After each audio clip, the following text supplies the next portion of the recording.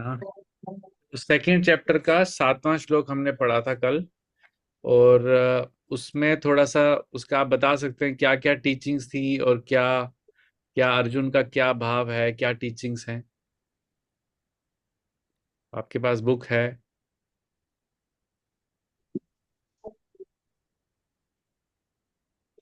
अब मैं अपनी कृपण दुर्बलता के कारण अपना कर्तव्य भूल गया हूँ और सारा धैर्य खो चुका हूँ। ऐसी अवस्था में मैं आपसे पूछ रहा कि जो मेरे लिए श्रेयस्कर है उसे निश्चित रूप से बताएं।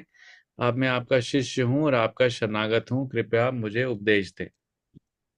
तो ये अनुवाद था। तो क्या क्या टीचिंग्स था, क्या समझ आया था?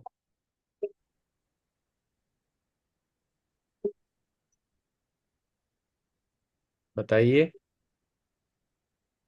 हरे कृष्णा प्रभु जी, इसमें अर्जुन ने खुद को शिष्य बताकर बोले, अब मैं आपका शरणागति हूँ, आप मेरे गुरु हो, तो आप मुझे बताओ, मुझे आप रास्ता दिखाओ कि मुझे ऐसी कंडीशन में क्या करना चाहिए। हम्म। और उनने अपना जो पहले स्टेट बताया, जो आपने बताया बिल्कुल सही है। सेकंड पार्ट, फर्स्ट पार्ट में उन्होंने क्या क्या बोला था कि मतलब बोले, पहले। मुझे कृपण दुर्बलता के कारण मैं अपना धैर्य खो चुका हूँ, हाँ। जिससे मुझे समझ में नहीं आ रहा है कि क्या अच्छा है क्या बुरा है।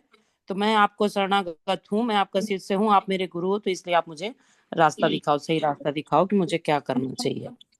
हमने कृपण और ब्राह्मण दोनों के ऊपर भी चर्चा किया था। तो कृपण कौन कौन होता कृपण ऐसा व्यक्ति होता है जो केवल अपने परिवार, अपने बारे में ही सोचता है।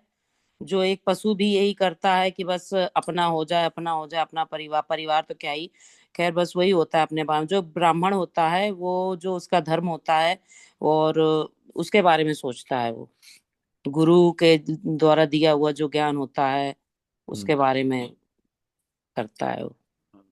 Yes, thank you. तो जस्ट एक पॉइंट ऐड करूंगा कि ब्राह्मण को अपने जीवन का उद्देश्य, अपने जीवन का लक्ष्य मालूम होता है, और वो हमेशा उसी के ऊपर कार्य करता है। और जो कृपण है उसको उद्देश्य मालूम नहीं होता है, और वो एक एनिमल की तरह, एक एक जानवर की तरह ही कार्य करता है। खाना पीना सोना और अपना परिवार नियोजन करना। ठीक है। तो अब हम आगे पढ़ते हैं। अभी भी जो अर्जुन है, आप नेक्स्ट श्लोक निकाल सकते हैं। भगवत गीता दूसरे अध्याय का 8वां श्लोक, बीजी 2.7, 2.8। ठीक है, स्क्रीन दिख रहा है ना सर सबको?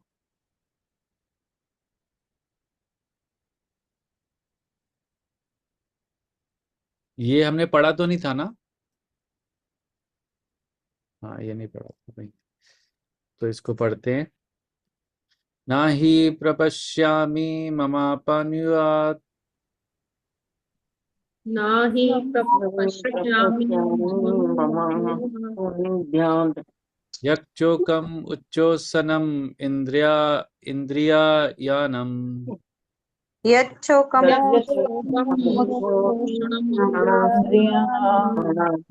अवाप्य भूमाव असापत्नम रदम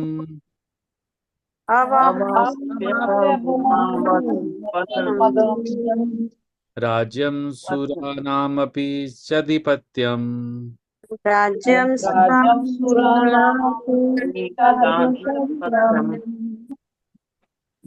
का अनुवाद पढ़ते हैं, साथ में दोहराएंगे। मुझे ऐसा कोई साधन नहीं दिखता मुझे ऐसा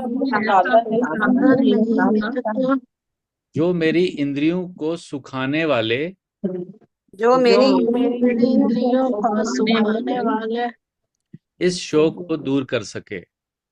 इस शोक को इसको दूर कर सके।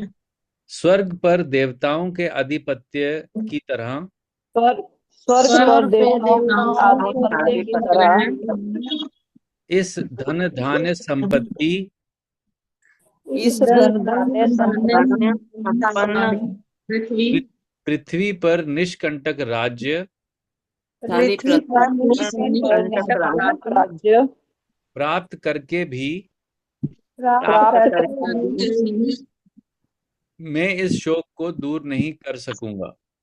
मैं मैं इस शोक को इस दूर शोक नहीं कर सकूंगा।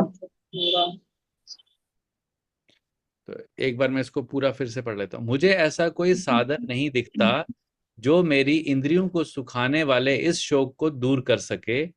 स्वर्ग पर देवताओं के आधिपत्य की तरह इस धन धान्य संपन्न सारी पृथ्वी पर निष्कंटक राज्य प्राप्त करने करके भी मैं इस शोक को दूर नहीं कर सकूंगा। तो इसका तात्पर्य पढ़िए। हरे कृष्ण। पढ़िए। तो माता जी आप पढ़ रहे हो, मैं पढ़ दूं? दोनों पढ़ लीजिए आप थोड़ा थोड़ा करके। पहले कोई आधा पढ़। आप पढ़ लो। यद्यपि अर्जुन धर्म तथा सदाचार के नियमों पर आधारित अनेक तर्क प्रस्तुत करता है, किंतु ऐसा प्रतीत होता है कि वह अपने गुरु भगवान श्री कृष्ण की सहायता के बिना अपनी असली समस्या को हल नहीं कर पा रहा। वह समझ गया था कि उसका तथाकथित ज्ञान उसकी उन समस्याओं को दूर करने में व्यर्थ है जो उसके सारे अस्तित्व को सुखाए दे रही थी। उसे इन उलझनों को भगवान कृष्ण जैसे आध्यात्मिक गुरु की सहायता के बिना हल कर पाना असंभव लग रहा था। शैक्षिक ज्ञान, विद्वता, उच्च पद, ये सब जीवन की समस्याओं का हल करने में व्यर्थ है। यदि कोई इसमें सहायता कर सकता है तो वह है एकमात्र गुरु। अतः निष्कर्ष यह निकलता है कि गुरु जो 100% कृष्ण भावना भावित होता है वही एकमात्र प्रामाणिक गुरु है और वही जीवन की समस्याओं को हल कर सकता है। भगवान चैतन्य ने कहा है कि जो कृष्ण भावनामृत के विज्ञान में दक्ष हो, कृष्ण तत्ववेत्ता हो, चाहे वह किसी जाति का हो, वही वास्तविक गुरु है। किबा विप्र किबा न्यासी शूद्र के ने नय, एई कृष्ण तत्ववेत्ता से ही गुरु है। कोई व्यक्ति चाहे वह विप्र हो, निम्न जाति में जन्मा शूद्र हो या कि सन्यासी, यदि वह कृष्ण के विज्ञान में दक्ष है तो वह यथार्थ प्रामाणिक गुरु है। चैतन्य चरितामृत में भी बताया गया है। अतः कृष्ण तत्ववेत्ता हुए बिना कोई भी प्रामाणिक गुरु नहीं हो सकता। वैदिक साहित्य में भी कहा गया है। हाँ, एक अब आप माता जी पढ़ लेते हैं। हरे कृष्णा। हाँ जी। षड कर्मों पढ़िए माता जी। कविता माता जी पढ़िए। हाँ जी। षट कर्मणि पुनो निविप्रो मंत्र तंत्र विशारद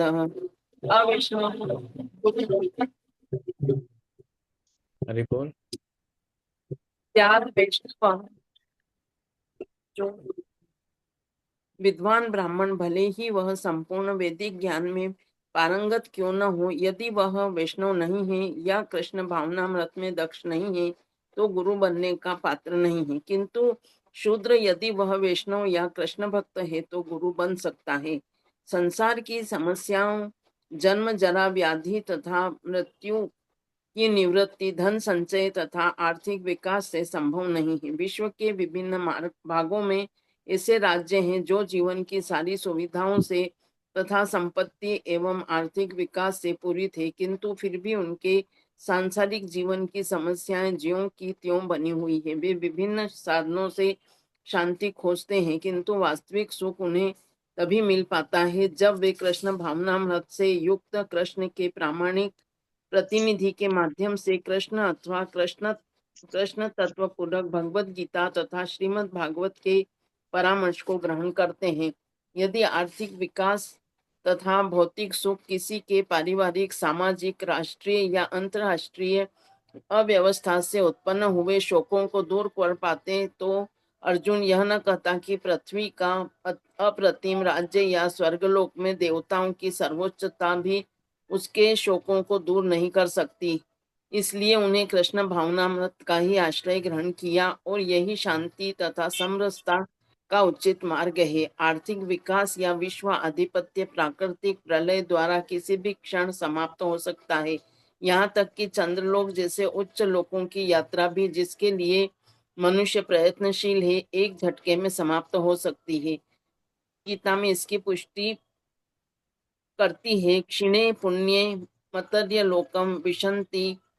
जब पुण्य कर्मों के फल समाप्त हो जाते हैं तो मनुष्य सुख के शिखर से जीवन के निम्नतम स्तर पर गिर जाता है। इस तरह से विश्व के अनेक राजनीतिज्ञों का पतन हुआ है। ऐसा अधः पतन शोक का कारण बनता है। अतः यदि हम सदा के लिए शोक का निवारण चाहते हैं तो हमें कृष्ण की शरण ग्रहण करनी होगी, जिस तरह अर्जुन ने की। अर्जुन ने कृष्ण से प्रार्थना की कि वे उसकी समस्या का निश्चित समाधान कर दे, और यही कृष्ण भावनामृत की वृद्धि है। हम्म, हरे कृष्ण। हरे कृष्णा। तो काफी लंबा परपोर्ट है, बट काफी इम्पोर्टेंट है। हम प्रे करते हैं। ओम ज्ञानतिमिरन्धस्य ज्ञानञ्जनशलाकया चक्षुरुन्मिलितं येन तस्मै श्रीगुरुवे नमः। श्रीचैतन्यमनोभीष्टं स्थापितं येन भूतले स्वयं रूपः कदा मह्यं ददाति स्वपदान्तिकं। वन्देऽहं श्रीगुरु श्रीयुतापदकमलं श्रीगुरून् वैष्णवांश श्रीरूपं साग्रजातं सहगण रघुनाथान्वितं तं सजीवं साद्वैतं सावधूतं परिजनसहितं कृष्णचैतन्यदेवं श्रीराधा कृष्णपादान् सहगण ललिता श्रीविशाखान्वितांश्च। हे कृष्ण करुणा सिंधु दीनबंधु जगतपते गोपेशा गोपिका कांत राधा कांत नमस्तुते। सप्त कांचन गौरांगी राधे वृंदावनेश्वरी वृषभानुसुते देवी प्रणमामि हरिप्रिये। वाञ्छाकल्पतरुभ्यश्च कृपा सिन्धुभैव च पतितानां पावनेभ्यो वैष्णवेभ्यो नमो नमः। जय श्री कृष्ण चैतन्य प्रभु नित्यानंद श्री अद्वैत गदाधर शिवासादि गौर भक्तवृंद। हरे कृष्णा कृष्णा कृष्णा हरे हरे, हरे राम राम राम हरे हरे। नमः ओम विष्णु पादाय कृष्ण पृष्ठाय भूतले श्रीमते भक्ति वेदांत स्वामीति नामिने। नमस्ते सारस्वते देवे गौरवाणी प्रचारिणे निर्विशेषा शून्यवादी पाश्चात्य देशतारिणे। शिल प्रभुपाद की जय। हरे कृष्णा। तो क्या अर्जुन क्या बोल रहे हैं यहाँ? क्या अपनी समस्या, क्या उनके मन की स्थिति कैसी है?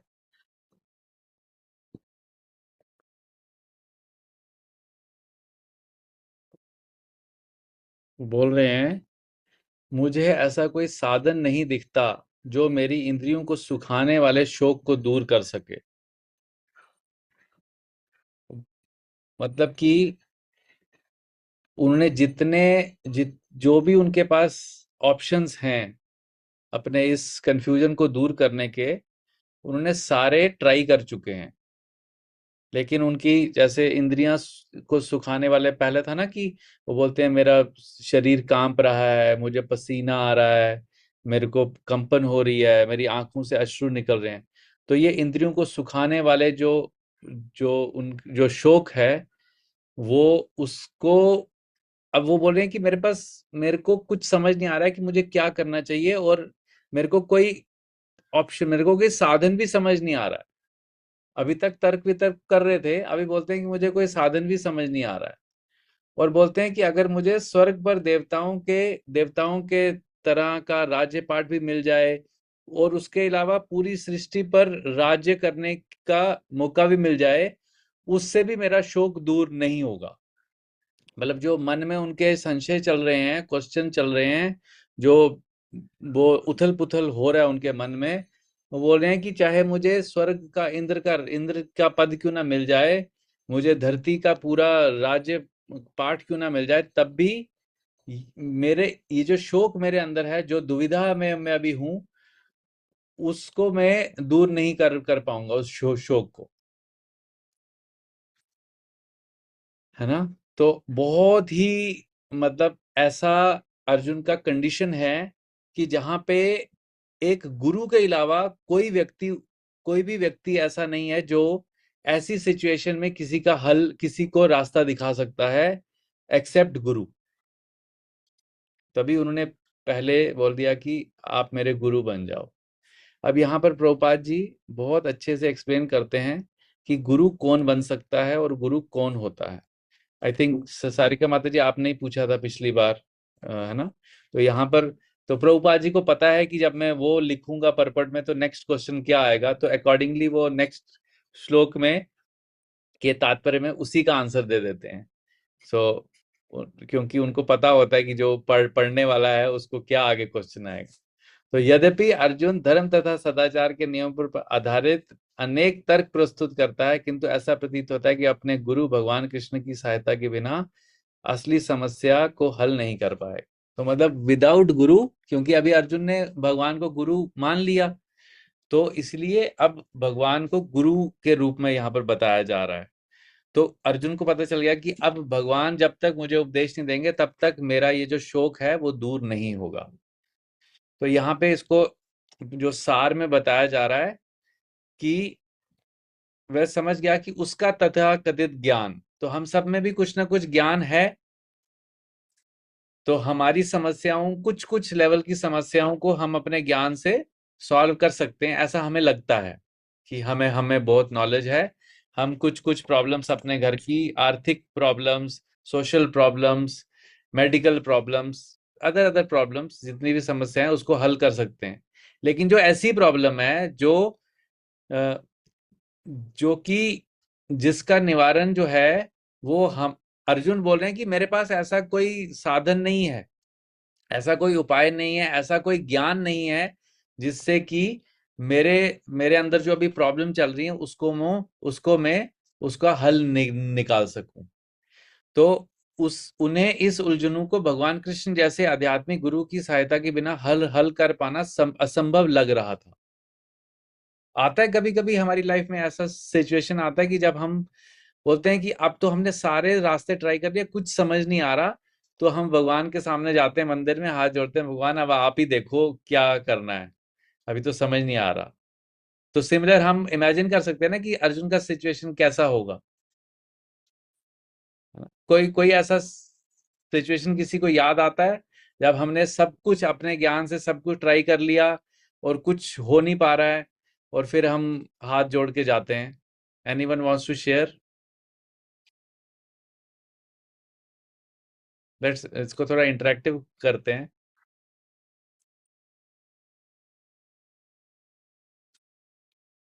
मैं अभी देख रहा हूँ बाकी सब काफी लोग हैं, है ना? तो आप लोग उसके बारे में सोच सकते हैं कौन सा ऐसा सिचुएशन है।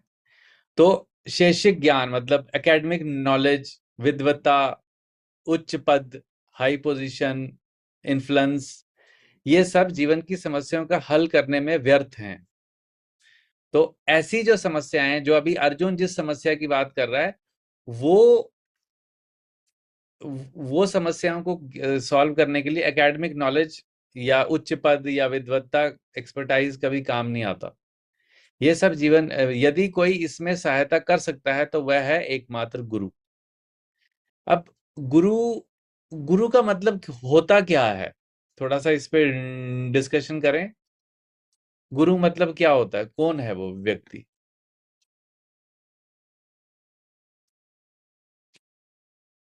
जो हमें सही मार्ग पे ले जाए, सही रास्ता दिखाए। मतलब गुरु तो फिर स्कूल में भी टीचर्स होते हैं, कॉलेज में भी गुरु होते हैं, टीचर मतलब गुरु, है ना? तो यहाँ पर जो आध्यात्मिक, यहाँ पर प्रभुपाद जी ऊपर लिखते हैं कि आध्यात्मिक गुरु की सहायता के बिना हल कर पाना असंभव होता है। तो आध्यात्मिक गुरु का अब डेफिनेशन क्या है? जो कृष्ण तत्व को जानता है वो गुरु है। यस, जो कृष्ण तत्व को जानता है और हमारी जो 4 मेन प्रॉब्लम्स हैं उनको सॉल्व करने में हमें मार्गदर्शन करता है। वो कौन कौन सी प्रॉब्लम्स हैं 4? हमने बहुत बार, जन्म, मृत्यु, जरा, व्याधि। यस, ये 4 प्रॉब्लम्स को सॉल्व करने में जो हमारी मदद कर सकता है वो आध्यात्मिक गुरु है। और उसकी, ऐसे गुरु की विशेषता क्या है कि वो कृष्ण तत्ववेता होता है, होना चाहिए उसको। भगवान की ऊपर ऊपर की नॉलेज नहीं होनी चाहिए कि हाँ भगवान है, कृष्ण है, सब भगवान है, सब सब एक ही है, सब ये है। उसको कृष्ण तत्ववेता मतलब उसको भगवान कृष्ण को वो तत्व से जानता हो। तत्व से मतलब रूट से जानता हो कि एक्चुअली में कृष्ण को है, कौन है। कृष्णा बोलते हैं ना, जन्म कर्म च मे दिव्यम यो मे वेति तत्वता। तो ऐसा व्यक्ति जो भगवान कृष्ण के जन्म कर्म को जानता हो, जो भगवान के जन्म को भी जानता हो और भगवान के ने जो कर्म किए हैं उसको भी तत्व से जानता हो। सो यो में वेति तत्वतः, जो उसको तत्व से जानता है उसको बोलते हैं कृष्ण तत्व विवेता। अब फिर आगे प्रभुपाद जी बोलते हैं कि वो कौन हो सकता है, क्योंकि वही वास्तविक गुरु है। तो यहाँ बोलते हैं कीबा ये चैतन्य चरित्रामृत में आता है, जब चैतन्य महाप्रभु बोलते हैं कीबा विप्र, कि चाहे वो विप्र हो मतलब ब्राह्मण हो, किबा न्यासी चाहे वो सन्यासी हो, शूद्र केने नोए चाहे वो शूद्र ही क्यों ना हो, यही कृष्ण तत्ववेता सही गुरु है। अगर वो कृष्ण तत्ववेता है तो वही असली गुरु है। तो ये बहुत ही क्लियर और बहुत ही सटीक डेफिनेशन है गुरु की, आध्यात्मिक गुरु की, कि अगर वो कृष्ण तत्ववेता है तो वो गुरु है, अगर वो कृष्ण तत्ववेता नहीं है तो उसको डिस्कार्ड कर देना चाहिए। अतः कृष्ण तत्ववेता हुए बिना कोई भी प्रमाणिक गुरु नहीं हो सकता। वैदिक साहित्य में भी कहा गया है। आगे फिर देखो प्रभुपाद जी जब एक पॉइंट बताते हैं ना, तो उसको शास्त्रों से उसको जस्टिफाई करते हैं। जस्टिफाई नहीं बोलेंगे, मतलब उसको शास्त्रों से उसका रेफरेंस देते हैं, क्योंकि ये एक प्रमाणिक गुरु का लक्षण होता है कि जब भी उसके मुख से कोई वाक्य निकलता है, आप में से जो प्रभुपाद जी के लेक्चर सुनते हैं उनको पता होगा कि प्रभुपाद जी कुछ भी एक पॉइंट बोलते हैं, उसके बाद उसके रेफरेंस में एक श्लोक बोलते हैं और फिर उसको एक्सप्लेन करते हैं। फिर सेकंड पॉइंट बोलेंगे, फिर उसको श्लोक से रेफरेंस देंगे, फिर उसको एक्सप्लेन करेंगे, क्योंकि उनको हर सारे सब कुछ याद है। मतलब बिकॉज उनको अंदर कहते हैं ना, जैसे ध्रुव महाराज को शंख जब लगाया था भगवान का हाथ से तो उनको पूरा सब कुछ ज्ञान आ गया था। तो ऐसे ही कृष्ण कृपा से उनको सब कुछ नॉलेज होती है 100%। तो उनको याद नहीं करने पड़ते श्लोक ऐसे लोगों को जो जो आचार्य होते हैं। तो नीचे अब ये पहला उन्होंने चैतन्य चरित्रामृत से रेफरेंस दिया, अब दूसरा रेफरेंस दे रहे हैं वो कहां से? पद्म पुराण। हाँ, तो यहाँ लिखा है षट कर्मो निपुनो विप्रो मंत्र तंत्र विशारदा, कि विद्वान ब्राह्मण, हाँ लिखा है षट कर्मो निपुनो विप्र मंत्र तंत्र विशारदा अवैष्णवो गुरुर सयात वैष्णव श्रपचो गुरु। तो लिखा है चाहे एक व्यक्ति ब्राह्मण है और उसको मंत्र तंत्र षड कर्म मतलब पठन पाठन यजन याजन, ये 6 ऐसे कर्म आते हैं, 2 मुझे याद नहीं आ रहे, उसमें निपुण हो, मतलब एकदम एक्सपर्ट ब्राह्मण हो, आपको देखने में लग रहा है कि हाँ ये तो पक्का गुरुजी हैं। लेकिन अगर वो अवैष्णव है, मतलब कि उसको कृष्ण तत्व का ज्ञान नहीं है, बाकी उसको मंत्र तंत्र पूजा पाठ कराने सब आते हैं। जैसे हम मंदिर में जाते हैं ना तो बहुत सारे पंडित जी होते हैं, तो उनको सब कोई यज्ञ करवाना हो, कोई पूजा पाठ कराना हो, कोई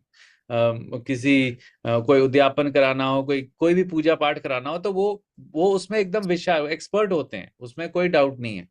लेकिन हमें ये देखना है कि क्या वो व्यक्ति, अगर हम उस किसी ऐसे व्यक्ति को गुरु मानते हैं तो क्या वो वैष्णव है या अवैष्णव है। सो अवैष्णव का मतलब है कि उसको कृष्ण तत्व का ज्ञान नहीं है। तो ऐसा व्यक्ति कृष्ण भावना में दक्ष नहीं है, तो गुरु बनने का पात्र नहीं है। तो गुरु मतलब दूसरों को लीड करना, दूसरों को डायरेक्शन देने के लिए वो योग्य नहीं है। He is not qualified to have disciples. यही उपदेश अमृत में भी आता है, पहले श्लोक में भी बताते हैं कि उसमें क्वालिटीज हैं। तो किंतु शूद्र, लेकिन इसके अपोजिट अगर कोई शूद्र व्यक्ति है, मतलब उसका जन्म शूद्र परिवार में हुआ है, लेकिन उसके अंदर वैष्णव के गुण हैं या वो कृष्ण भक्त है, तो वो गुरु बन सकता है। तो मैं आपको इसमें बताता हूँ एग्जाम्पल। जब प्रभुपाद जी अपने शिष्यों को लेके पहली बार यूएस से इंडिया आए, 1967 की बात है, 67 या 68 की बात है, तो उनके साथ 5-6 वाइट डिवोटीज, मतलब यूएस वाइट स्किन वाले डिवोटीज आए। तो उस समय जब वो वृंदावन पहुंचे तो सब लोग एकदम हैरान थे कि ये प्रभुपाद जी किसको लेके आ गए, और ये एकदम गोरे से लोग हैं, इतने सुंदर दिखते हैं। उसके बाद उन्होंने सन्यास लिया हुआ है, धोती कुर्ता पहना है, शिखा है, तिलक है। तो वो बहुत हैरान हुए उनको देखकर। तो वहां पर फिर प्रभुपाद जी की बहुत लोगों ने आलोचना भी की कि आपने जो है ये जो बाहर के पाश्चात्य देशों के लोग हैं, जिनको कि मतलब बहुत, क्योंकि ये लोग बहुत मांस खाते हैं, इवन गाय तक का मांस खाते हैं, और सब वो भी व्यभिचार करते हैं, मदिरा पान करते हैं, सब कुछ करते हैं। तो ऐसे व्यक्तियों को आपने कंठी माला पहना दी, उनको वैष्णव तिलक लगवा दिया। तो प्रभुपाद जी उसमें उस वक्त यही बताते हैं कि कीबा विप्र कीबा न्यासी शूद्र के नय, जय कृष्ण तत्व सही गुरु है। बोले वो उनका पास्ट था, लेकिन अब ये जो लोग हैं, अब ये भगवान के प्रति शरणागत हो चुके हैं। तो यही वो बता रहे, किंतु शूद्र, चाहे वो क्योंकि वो शूद्र कैटेगरी के थे पहले, तो यदि वे वैष्णव या कृष्ण भक्त हो तो गुरु बन सकता है। तो उनमें से काफी सारे जो प्रभुपाद जी के शिष्य हैं, वो आज गुरु हैं। और उनका लाइफ अगर पहला देखा जाए, क्योंकि उस समय जिस कल्चर में वो बड़े हुए, वो भी भगवान का कुछ प्लान होता है कि ऐसे लोगों को उस जगह पे जन्म मिलता है, उसके बाद फिर इनको एक ऐसा गुरु, ये भी भगवान का एक प्लान होता है लोगों को बताने के लिए कि मेरे नाम में इतनी शक्ति है कि ऐसा व्यक्ति जो कि सारे उल्टे कर्म करता है, अगर वो मेरा नाम लेता है तो वो शुद्ध वैष्णव भी बन सकता है। तो इस ये मुझे याद आया था पास्ट टाइम, तो मैंने बताया। तो उस समय बहुत लोगों ने प्रभुपाद जी की आलोचना की थी, लेकिन उन्होंने बोला, उनको पता था कि शास्त्र में लिखा है और मैं शास्त्र के विरुद्ध कोई कार्य नहीं कर रहा हूं, इसलिए उन्होंने किसी की बात को ज्यादा मतलब इतना ज्यादा ध्यान नहीं दिया। और उसी के आज हम देखते हैं कितने सारे डिवोटीज हैं all all over the world, चाहे वो हिंदू हैं, चाहे मुस्लिम हैं, चाहे सिख हैं, ईसाई हैं, जू हैं, ऑल आर चैंटिंग द महामंत्र। ठीक है। तो फिर उसके बाद बता रहे हैं कि पद्म पुराण में संसार की ये जो 4 प्रॉब्लम्स हैं, तो बेसिकली यहाँ किंतु फिर भी उनके संसारिक जीवन की समस्याएं जो कि तो बनी रहती हैं। तो अ, मृत्यु की निवृत्ति धन संचय तथा आर्थिक विकास से संभव नहीं है। तो ये जो 4 प्रॉब्लम्स हैं हमारी, ये हम अपनी धन संचय से, इकोनॉमिक डेवलपमेंट से, पैसा कमाने से, उससे इसका प्रॉब्लम निकाल नहीं सकते। बर्थ, डेथ, ओल्ड एज और डिजीज का प्रॉब्लम, रियल प्रॉब्लम जो है, वो पैसे कमाने से या इकोनॉमिक डेवलपमेंट से, इकोनॉमिक रिफॉर्म से, टैक्स जीएसटी रिफॉर्म से, इससे कभी निकल नहीं सकता। विश्व के विभिन्न भागों में ऐसे राज्य हैं, जैसे कि यूएस है, यूरोपियन कंट्रीज है, वहां पर मतलब लिविंग फैसिलिटीज बेस्ट से बेस्ट हैं, लेकिन फिर भी वहां के लोग का, अगर आप आज की डेट में गूगल या चैट जीपीटी को पूछो कि सबसे बड़ी प्रॉब्लम वर्ल्ड में क्या है, मेंटल स्ट्रेस का प्रॉब्लम है। और वो कहाँ पे है? जितने डेवलप्ड देश है ना, जहाँ पे लिविंग कंडीशन सबसे बेस्ट हैं, वहां पे सबसे ज्यादा मेंटल स्ट्रेस का प्रॉब्लम सबसे ज्यादा क्यों है? क्योंकि माइंड को सेटिस्फाई करने के लिए पैसे से, इकोनॉमिक डेवलपमेंट से, फोन से, लैपटॉप से माइंड कभी सेटिस्फाई नहीं होता।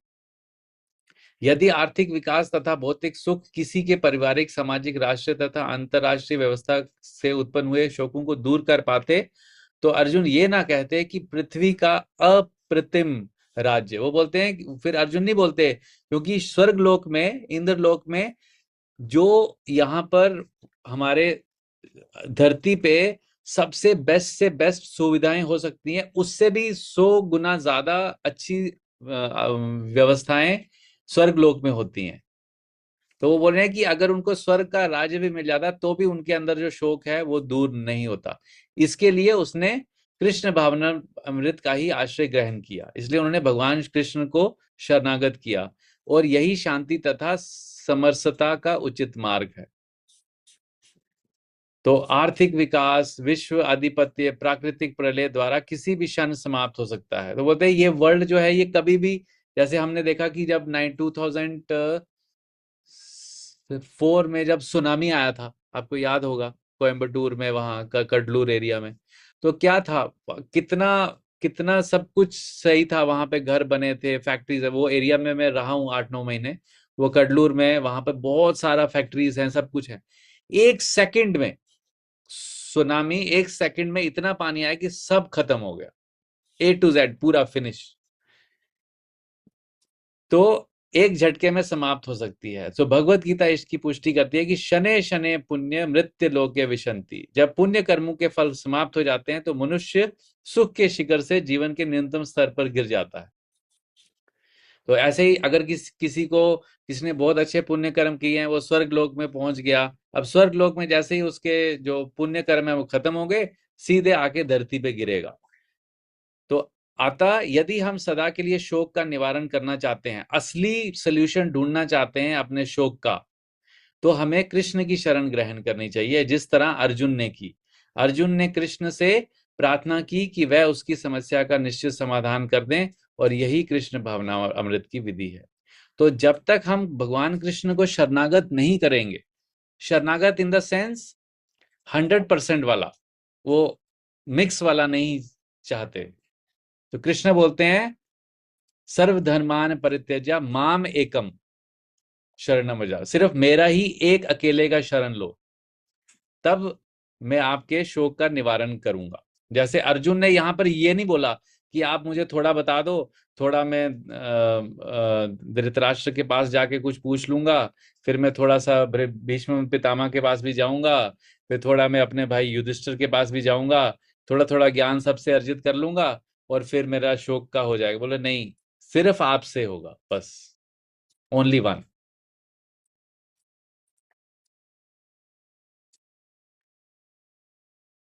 क्लियर है? इससे रिलेटेड प्रभु जी कल मैंने एक वीडियो देखी थी कि एक आदमी दुविधा में होता है तो वो शंकर भगवान को बुलाता है कि हे देवों के देव महादेव मेरी सहायता के लिए आइए। तो महादेव अपना त्रिशूल लेके रेडी होते हैं कि चलो मैं जाता हूँ, मेरा भक्त मेरे को बुला रहा है, मैं उसकी मदद के लिए जाता हूँ। वो आदमी इमीडिएटली फिर अपना डायलॉग चेंज कर लेता है, हे शेरा वाली माता मेरे को बचाने आई है। तो शिव जी कहते हैं अच्छा मैं बैठ जाता हूँ, अब शेरा वाली माता जाती है, वो बचाती है। वो शेरा वाली माता सिंह पे सवार होकर रेडी हो गई उसकी मदद के लिए। तो फिर वो फिर अपना डायलॉग चेंज करता है, हे गणपति महाराज मेरे की पे कृपा कीजिए, मेरे दुख का निवारण कीजिए। तो गणपति महाराज भी मूषक पे सवार होने के लिए रेडी होके आते हैं। तो मीन्स आदमी जगह जगह जगह जगह भटकता है, तो एंड में शरण जिसकी लेनी है उस पे नहीं पहुंच पाता। तो एंड में कोई भी देवी देवता उसकी मदद के लिए नहीं आता, क्योंकि वो हर मोमेंट अपना डायलॉग चेंज करता है। तो ऐसे ही बहुत सारे लोग हमारी सोसाइटी में भी हैं जो देवी देवताओं की पूजा में अपना बहुत सारा समय और जीवन लगा रहे हैं, लेकिन उन्हें ये नहीं पता कि Krishna is the Purushottam. Yes. तो इवन अभी हम टेम्पल वाली क्लास में 4.13 हमने पढ़ा, 4.1213 अगर आप पढ़ोगे फोर्थ चैप्टर का 12वां 13वां, उसमें भी भगवान खुद ही बताते हैं। तो लेकिन वो हम आगे जाके एक सीक्वेंस में पढ़ेंगे। बट बेसिकली यहाँ पर हमें ये क्लियर हो जाना चाहिए आज कि गुरु कौन है, मतलब what is the definition of गुरु। उसको कृष्ण तत्व पता होना चाहिए, कृष्ण के बारे में तत्व से पता होना चाहिए। ऊपर ऊपर का ज्ञान वाले बहुत लोग होंगे, लेकिन उसको तत्व से ज्ञान होना चाहिए। ऐसे गुरु को जब हम शरणागत करेंगे तो हमारा जो रियल शोक है, जो रियल सॉरो है, सैडनेस है हमारे अंदर, वो एकदम से खत्म हो जाएगी। तभी प्रभुपाद जी बोलते हैं chant Hare Krishna and be happy, क्योंकि उससे होगा ना वो, because we will become happy. और किसी का कोई पॉइंट कोई ऐड करना चाहता है? क्लियर है? नहीं क्लियर है? ठीक है, ओके। तो यहीं हम स्टॉप करते हैं।